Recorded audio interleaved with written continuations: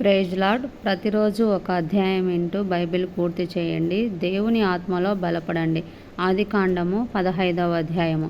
ఇవి జరిగిన తరువాత యెహోవా వాక్యము అబ్రహామునకు దర్శనమందు వచ్చి, అబ్రహామా, భయపడకుము, నేను నీకు కేడము, నీ బహుమానము అత్యధికమగునని చెప్పెను. అందుకు అబ్రహాము, ప్రభువైన యెహోవా నాకేమి ఇచ్చిననేమి, నేను సంతానము లేనివాడనై పోవుచున్నానే. తమస్కు ఎలియేజరే నా ఇంటి ఆస్తికర్తగును గదా. మరియు అబ్రహాము, ఇదిగో, నీవు నాకు సంతానమియ్యలేదు గనుక నా పరివారంలో ఒకడు నాకు వారసుడగునని చెప్పగా, యెహోవా వాక్యము అతని యొద్దకు వచ్చి, ఇతడు నీకు వారసుడు కాడు, నీ గర్భవాసనమున పుట్టబోచున్నవాడు నీకు వారసుడగునని చెప్పాను. మరియు ఆయన వెలుపలికి అతని తీసుకొని వచ్చి, నీవు ఆకాశం వైపు తేరి చూచి నక్షత్రములను లెక్కించుటకు నీ చేతనైతే లెక్కించుమని చెప్పి, నీ సంతానము అలాగవునని చెప్పాను.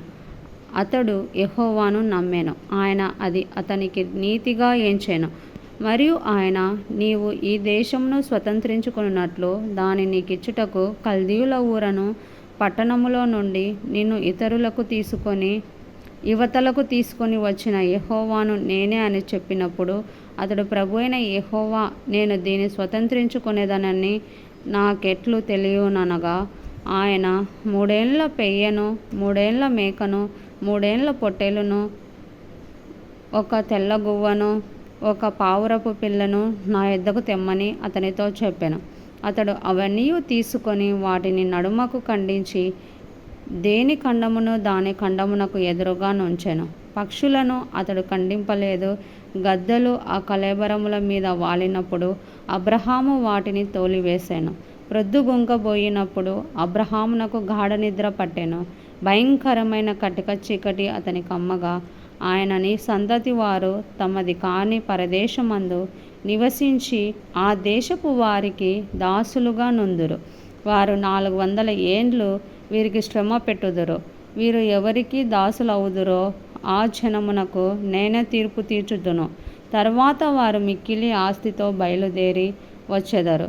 నీవు క్షేమముగా నీ పితరుల యొద్దకు పోయెదవు.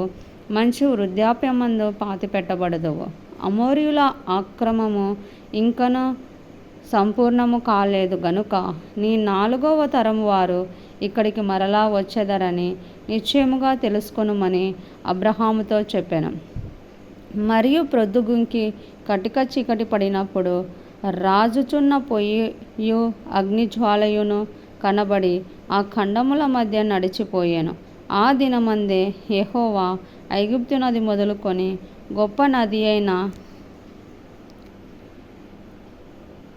యూఫ్రటీసు నది వరకు ఈ దేశమును, అనగా కెనీయులను, కనిజ్జీయులను, కద్మోనీయులను, హిత్తీయులను, ఫెరిజ్జీయులను, రెఫాయీయులను, అమోరీయులను, కానానీయులను, గిల్గాషీయులను, యెబూసీయులను నీ సంతానమునకిచ్చి ఉన్నానని అబ్రహాముతో నిబంధన చేసెను.